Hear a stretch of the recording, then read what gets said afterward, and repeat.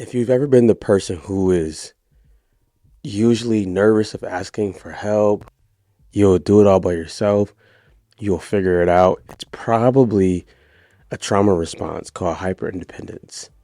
Now, I am not a therapist.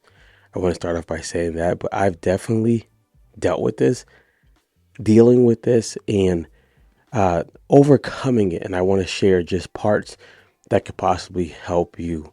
Welcome to the Black Man, Black Health Podcast. I'm your host, Drew Koss.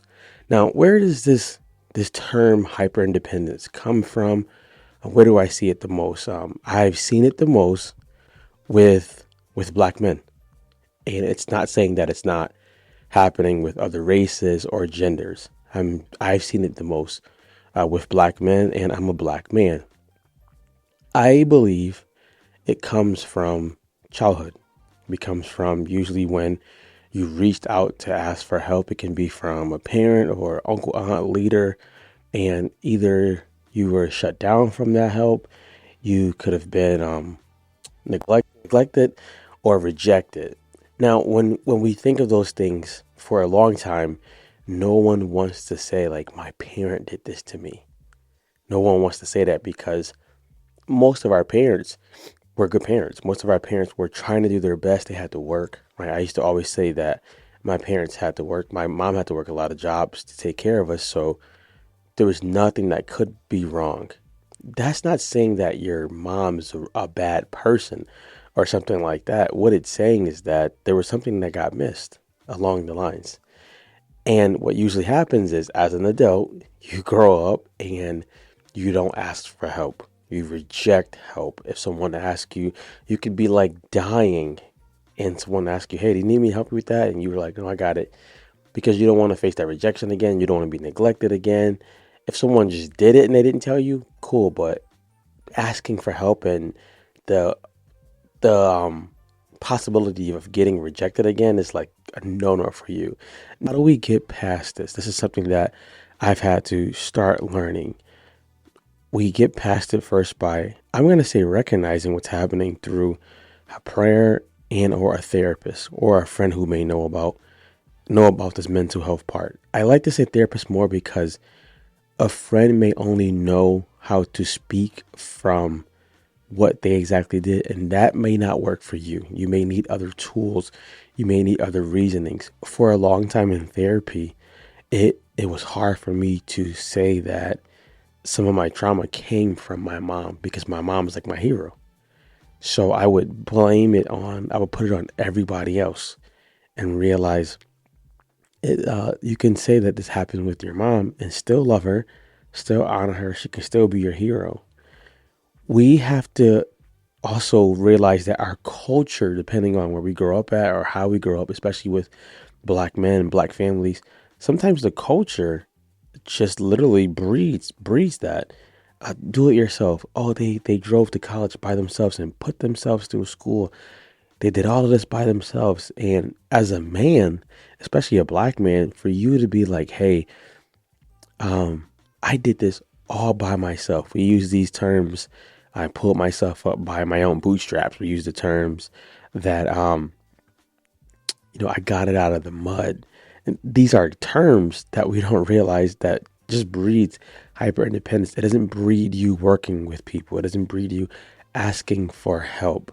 It's a Bible verse that helps me also understand this in a way working towards healing. It talks about for when I am weak, then he is strong. It also shows us about, loving your neighbor as yourself. That means there is a communal aspect of us actually healing this and actually realizing that getting help is smart. Getting help is smart. It's not often portrayed as that for Black men, but it's smart.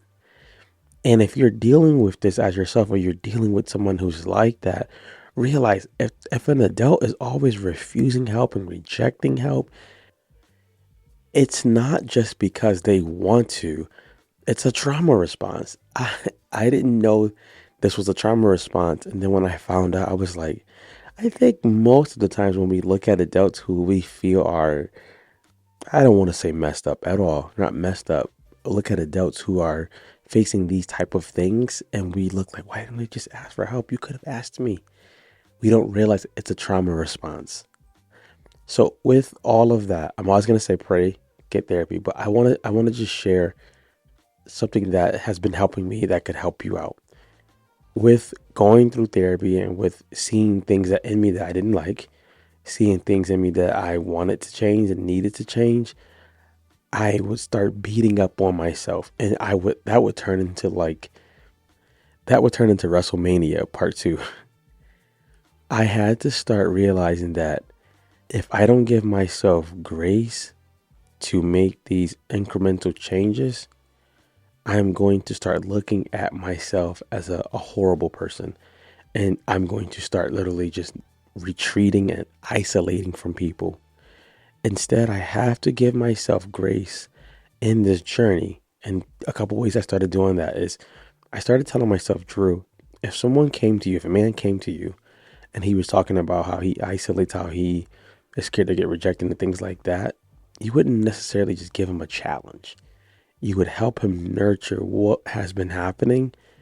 And maybe if he was ready, you can give him things slowly that he could start working on.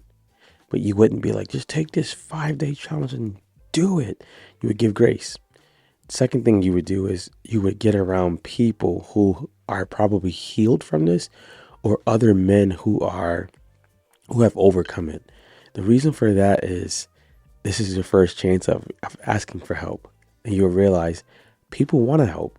People don't want to see people just struggle. There are a lot of people who want to help. They just sometimes don't feel invited. And they want to know that if they reach out, that you want them there. Number 3, in prayer, I always now talk to God about whatever I feel, even if it's crazy, even if it's wild, even if it's wrong. I just go and I put that out there and I ask him what to do about it. We want to get better with healing in this area because it's going to help us raise the next generation. If we don't, we're going to breed to our children. Don't ask for help. Don't ask for help. Do that. My little daughter's 5. Whenever she can need help opening a Capri Sun, and she's coming to ask me, and she knows how to. But I always want to let her know, hey, you got a home in me. You can do that. And I want to encourage you guys out there, my brothers, anybody who's listening and watching, get the help you need. You deserve it. You deserve to feel what community feels like. You deserve to experience what love feels like with other people. And I'm rooting for you. So get the help you need. I'm out of here, guys.